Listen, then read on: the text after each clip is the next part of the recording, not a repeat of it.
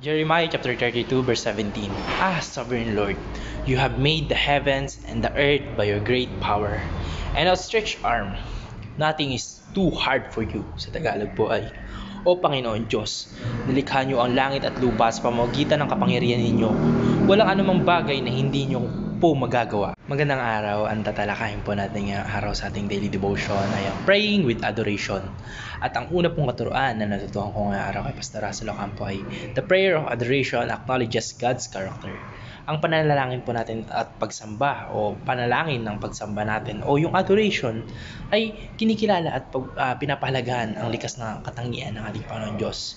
Ito po ay isang pagpapahayag ng pagsamba at pag-acknowledge o pagkilala natin na ang ating Panginoon Diyos ang pinakamakapangyarihan, tapat at walang hanggan yung kapangyarihan niya. Siya yung bukod sa holiest of the holy, siya pa yung pinaka all-powerful being sa buong world o sa buong universe, sa buong kalawakan na alam natin na sakop ng ating imagination at pati yung hindi natin maisip. Siya yung pinakapangyarihan sa lahat. Kaya ang panalangin po ng adoration ay hindi lamang isang simpleng pahayag ng pasasalamat, kundi isang pagpapahayag ng lubos na paggalang at papuri sa ating Panginoon Diyos. Kaya pati sa kanyang kadakilaan at sa lahat ng kanyang mga katangian. Ang natutuhan ko naman po sa pangalawang katuruan ni Pastor Russell Ocampo ay the prayer of adoration strengthens our faith in God.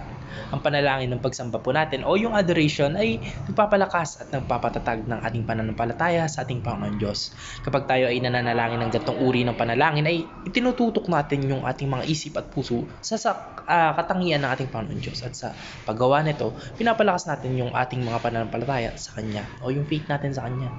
Habang inaalala po natin yung kanyang mga ginawa at kapangyarihan, ay lumalago o mas lumalago pa yung ating tiwala sa kanya at mas nagiging matatag tayo pati yung ating relasyon sa ating Panginoon Diyos. Sa madaling salita po, ang panalangin ay adoration ay isang paraan upang magpatibay ng ating pananampalataya sa kanyang walang hanggang kabutihan at kapangyarihan.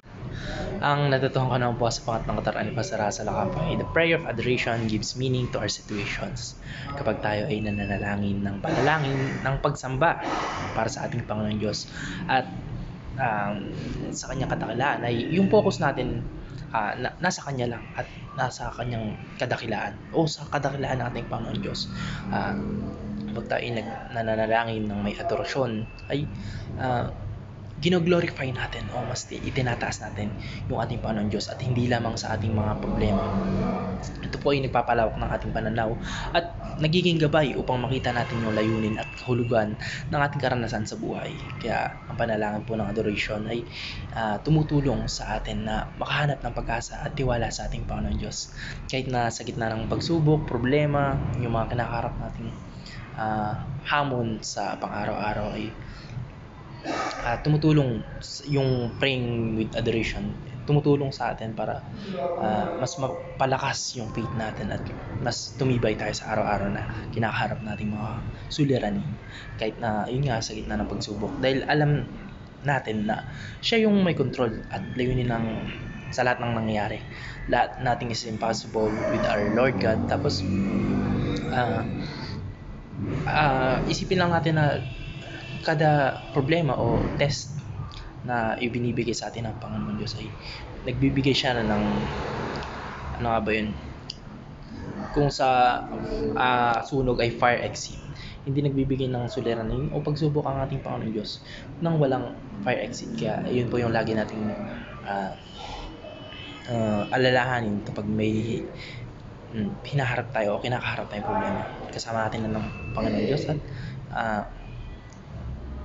lahat ng suliranin ay kaya nating harapin ng kasama siya. Yun lamang po. Maraming salamat and God bless. Amen.